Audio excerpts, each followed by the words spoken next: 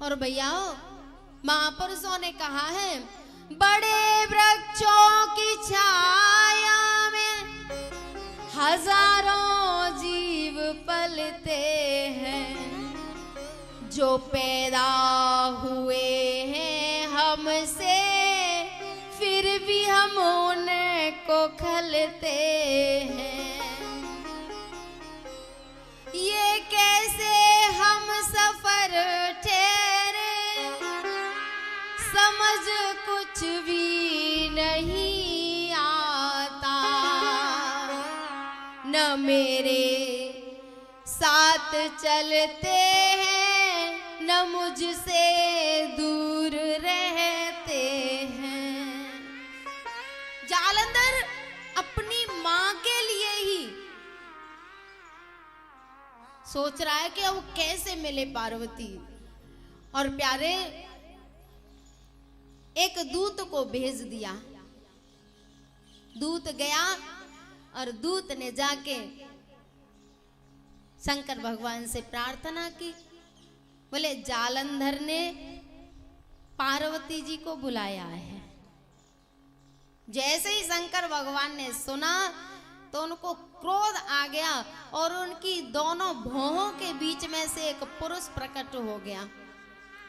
उसने उस दूत को पकड़ लिया, मारने के लिए हुआ तो शंकर भगवान ने कहा इसे मारो मत, इसको कहीं दूर छोड़ दो, मारना नहीं है। बोले ठीक है। वो दूर छोड़ दिया और बहुत दिन में वो जालंधर के पास पहुंचा। धीरे धीरे जाके बताया कि शंकर भगवान तो क्रोधित हो गए और उनकी भौहों के बीच में से एक पुरुष मुझे मारने के लिए तैयार हो गया। बोले अच्छा तो ठीक है, युद्ध की तैयारी करो।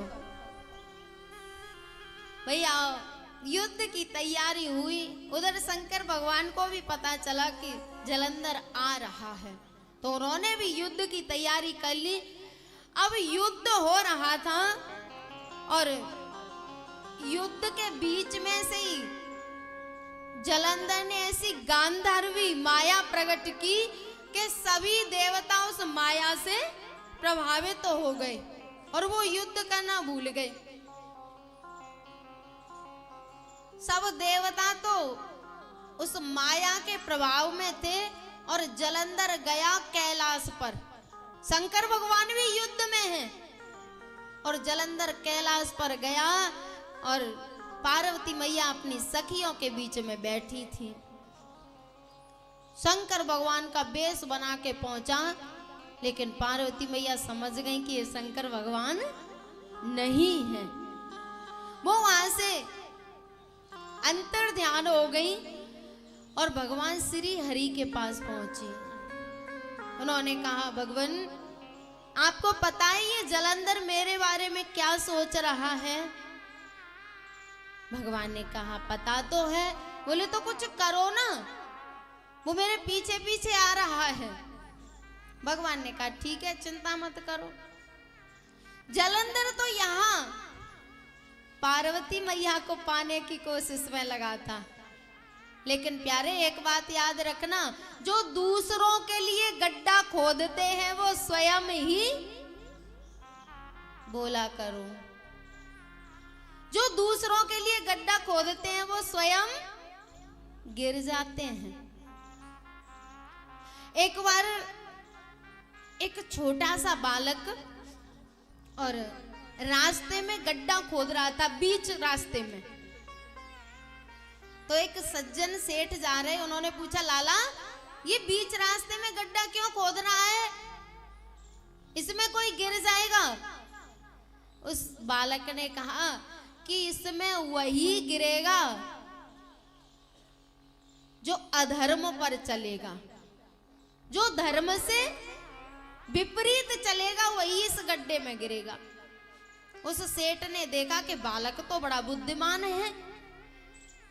उस सेठ के कोई संतान नहीं थी, तो उस बालक को अपने घर ले आया और उस बालक के भी कोई नहीं था, माता पिता वो अकेला था, तो बालक को ले आया इधर। सेठ के भी संतान नहीं तो उसका काम बन गया।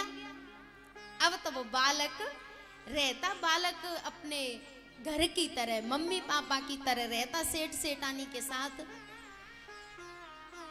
ठाकुर जी की कृपा कि उस सेठानी के भी एक बालक हो गया, उसी के भाग्य से। कहते ना कि उसका ऐसा पैर पड़ा कि सारे काम, तो सेठानी के भी बालक हो गया। अब उस सेठानी का प्रेम बट गया। वो जो दूसरा बालक था उसकी बजाय अपने बच्चे पर ज्यादा स्नेह, ज्यादा प्रेम, तो सेठानी का झुकाव अपने बालक की तरफ, उस बालक की तरफ नहीं रहा।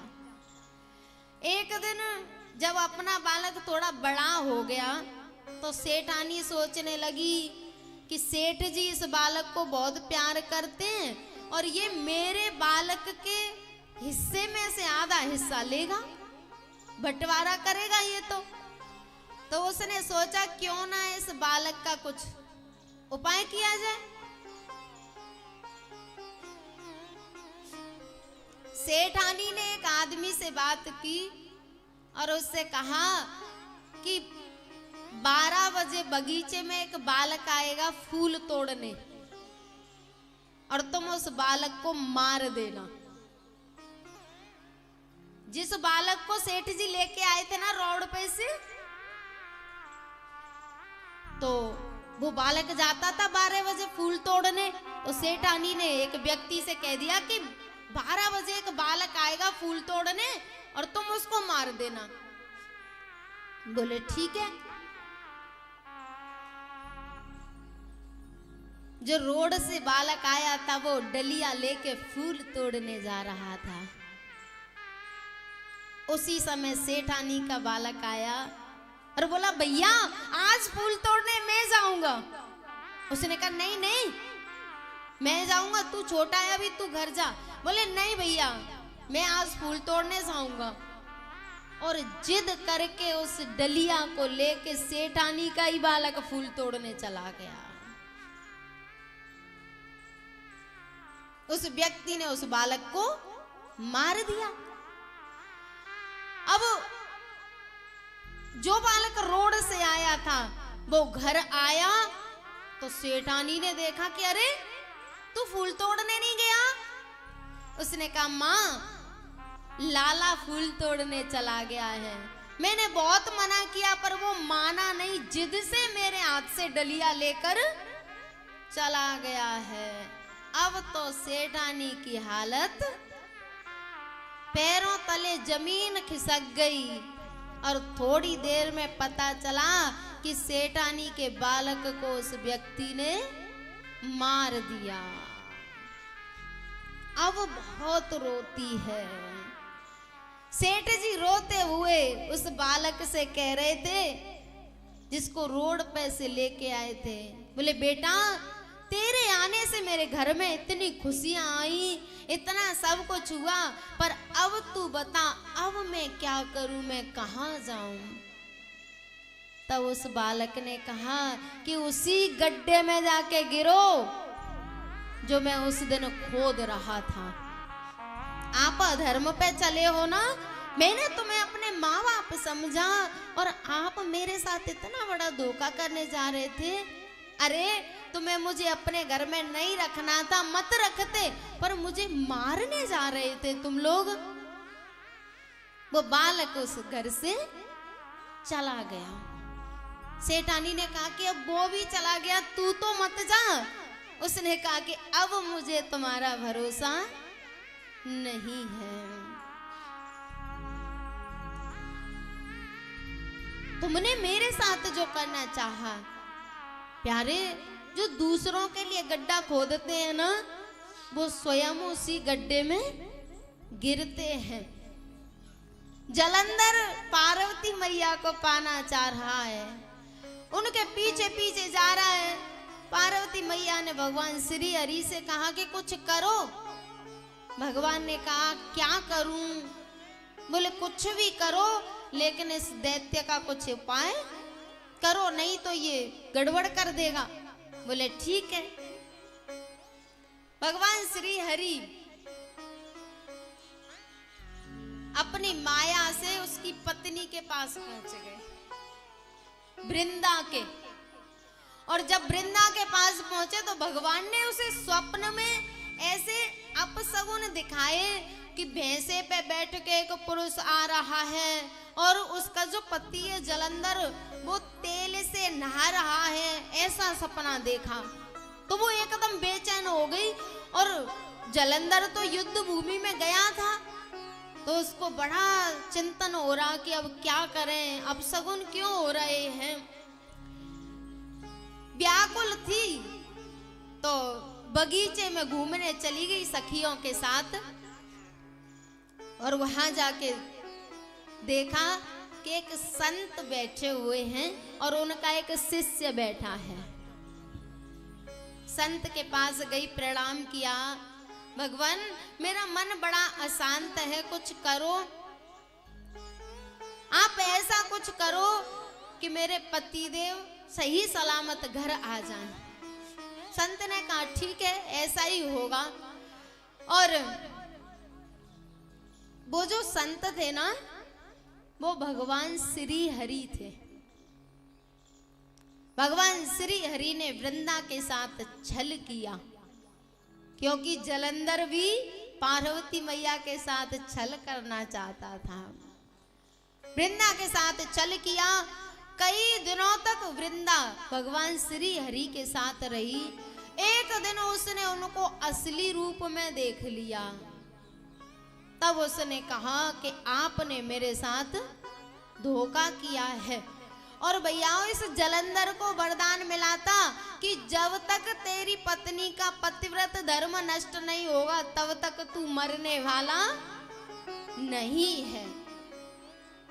भगवान ने वृंदा के साथ छल किया। वो समझ गई कि ये मेरे पति नहीं है, ये तो भगवान श्री हरि हैं। तो उसने जब वो संत रूप में बैठे थे ना, तो उसने पूछा कि आप बताओ मेरे पति कहाँ हैं, वो क्या कर रहे हैं। तो भगवान ने ऊपर की तरफ देखा और दो बंदर प्रकट हो गए और वो उन्होंने ऐसी माया फैलाई कि उसको लगा कि मेरा पति मर चुका है। जब उसको असलियत का पता चला वृंदा को, तो उसने भगवान को श्राप दिया कि जैसे आपने मुझे माया से मोहित किया है ना, मेरे साथ छल किया है, वैसे ये दोनों बंदर राक्षस बनेंगे और तुम्हारी पत्नी का हरण करेंगे। तब तुम फिर अपनी पत्नी के वियोग में जैसे मैं तड़प रही हूं ना, वैसे आप भी तड़पोगे। इधर जैसे ही वृंदा के साथ भगवान ने छल किया, वैसे ही उधर जलंधर का